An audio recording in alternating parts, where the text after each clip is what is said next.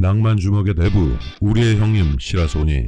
그는 우리의 호기심을 자극하는 상당히 많은 일화들을 보유하고 계신데 그중 우리가 궁금해하는 몇 가지 일화 그리고 그 진실의 가능성을 정리하는 시간을 갖도록 하겠네. 바로 들어가도록 하겠네. Right now. 첫 번째, 시라소니 형님 식사를 맛있게 하시다가도 시비가 붙을 때는 오른손에는 밥숟가락, 왼손에는 부채를 든 채 순간 공중부양과 같은 앉은 점프를 시전하시면서 적의 굴박이를 강타했다는 바로 이 유명한 일화.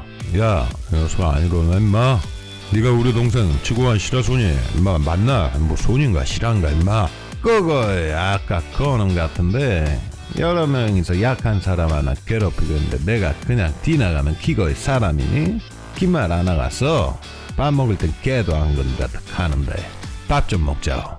기다리라.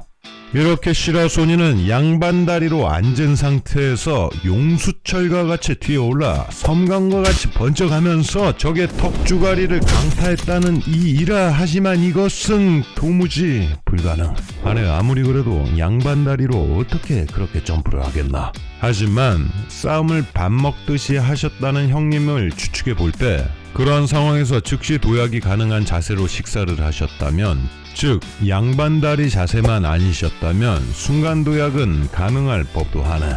물론 한 발 정도는 지탱을 하셨겠지. 따라서 양반다리 앉은 자세의 박치기는 자세에 따라 가능할 법도 싶네.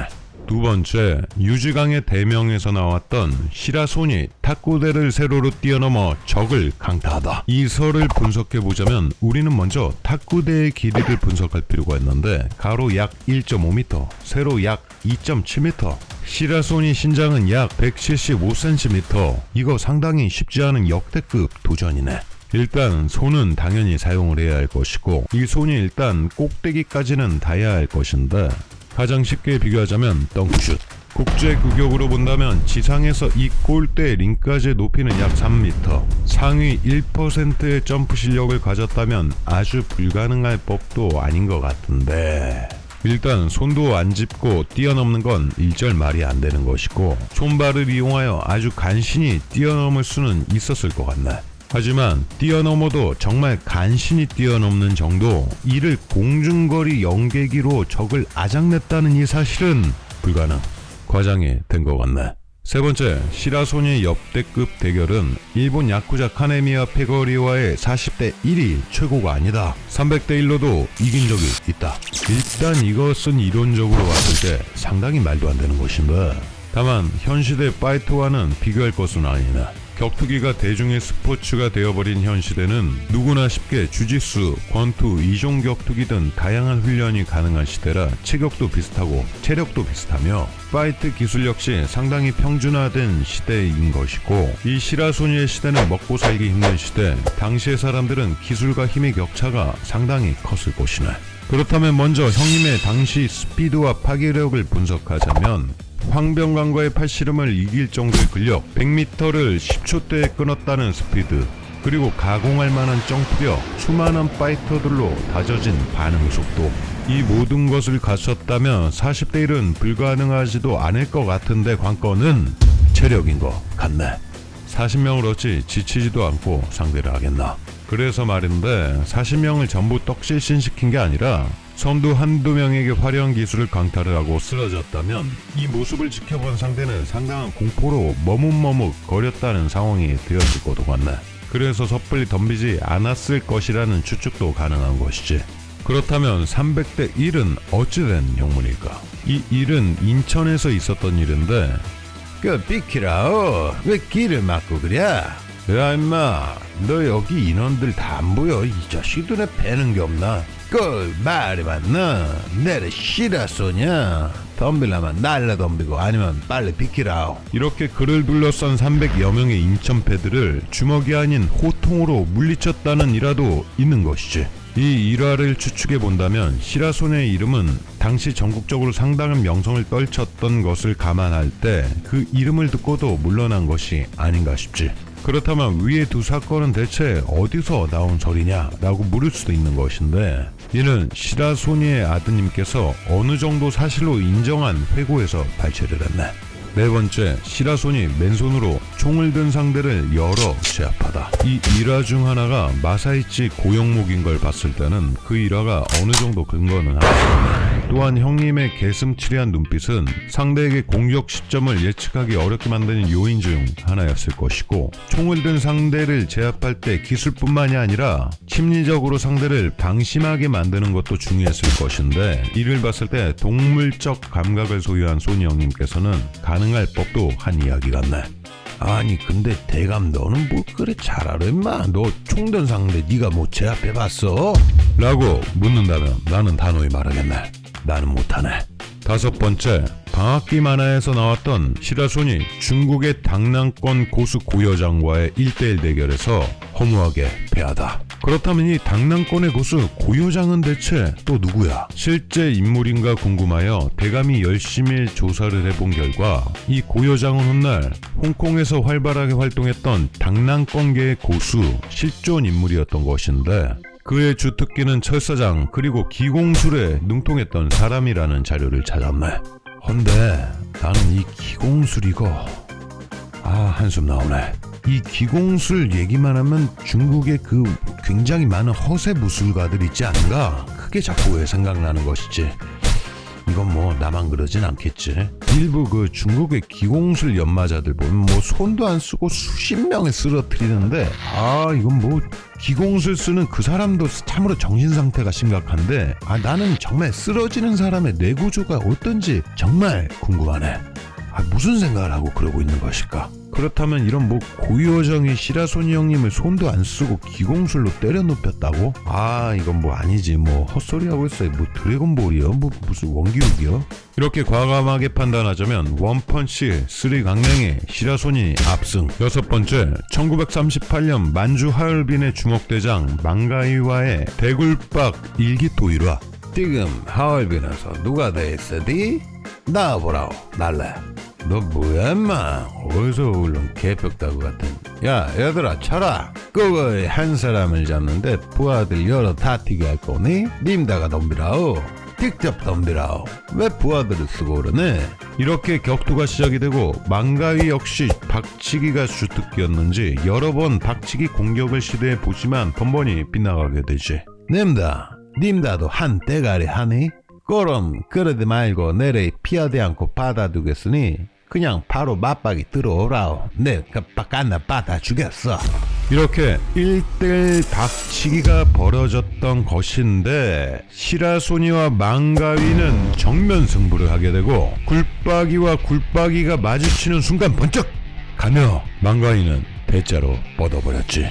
아무튼 이 소니 형님의 머리 엄청나게 강력했던 것 같아. 여기서 잠깐, 그렇다면 시라소니 아드님께서 아버님의 일화가 과장되었다고 하는 사건은 어떤 것들이 있었을까? 먼저 시라소니가 공중거리에 능했던 것은 사실이지만, 벽을 타고 날아다니고 화려하게 박치기를 자유자재로 했었다는 것은 과장되었다는 말을 했었지.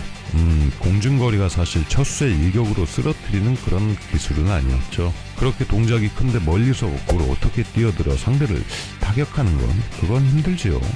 동작이 큰데 다 피할 거 아닙니까? 그래서 아버님께 듣기로는 그냥 지친 상대 있죠. 그냥 약간 그 휘청휘청하는 상태, 그때 이제 마무리 쓰는 기술로 사용했었다고 하죠. 그리고 그 일본 가라데 선수 7명 전원 떡실신 시켰다는 뭐 이런 설들도 있죠. 그것도 사실은 아니에요. 예, 무술하는 사람들을 동시에 그렇게 다 쓰러뜨리기는 힘들죠. 그리고 뭐 또 70명 상대와의 결투를 했다는 거, 뭐 200명 이런 거, 그런 건 말이 안 되죠. 그거 뭐 아무리 아버님이라 해도 그걸 어떻게 이깁니까? 말이 안 되죠. 라며 여러 가지 설들이 사실이 아님을 회고하기도 했었네. 다시 들어가겠네. 여섯 번째, 바로 이 일화로 인해 대감 부수하게 욕을 처먹다. 그것은 바로 도비놀이, 달리는 기차 140km에서 뛰어내린다. 사실 이것은 영상 제작을 할 때 조금 더 표현을 정확하게 했으면 하는 아쉬움도 있는 일화네. 그게 딱 140km에서 뛰어내렸다는 말은 아니었던 것인데, 또한 당시 기차의 속도가 평균 2-30km였던 시대인 건 맞지만, 만주 간선 열차는 134km 열차가 맞으니 이젠 좀 그만 좀 그 얘기 좀 하시게. 그 욕 먹다가 정말 오랫동안 장수할 것 같네.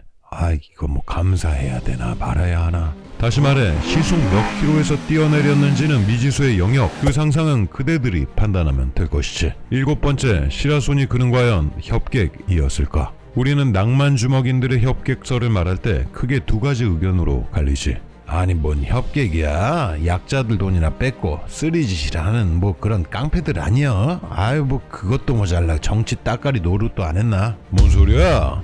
당시 시대적 배경을 보면 그들이 할 수 있던 게 얼마나 많았겠는가. 그리고 그들조차 없었다면 일제 멸시가 얼마나 심했겠어. 조선인들 다 얕잡아보고 괴롭히고. 시대적 배경을 봤을 때 꼭 필요했던 인물들이야 라는 이견도 있는 것인데, 사실 이 소니 형님은 이런 호불호가 가장 적은 인물이기도 하네. 최대한 공정하게 영상을 준비해야 하는 입장이기에 조사를 하며 시라소니 형님의 신망스러운 일화가 있을까도 잘 살펴보았지만 그와 관련해 남겨진 기록은 상당히 찾기가 힘들었고 현재도 보이지가 않네. 분명한 건 시라소니 형님 1대1 대결에서 무패시나 맞는 듯하며 이 강함과 동시에 그의 행적을 비춰봤을 때 부당한 이득을 취했던 건 역시 확인된 바는 없네. 굳이 따지자면 동대문의 이정재에게 돈을 요구한 것인데, 당시 이정재는 주먹 최고의 권력 그리고 재력을 가지고 있었는데 이는 약자를 건드렸다고 보기는 힘드네.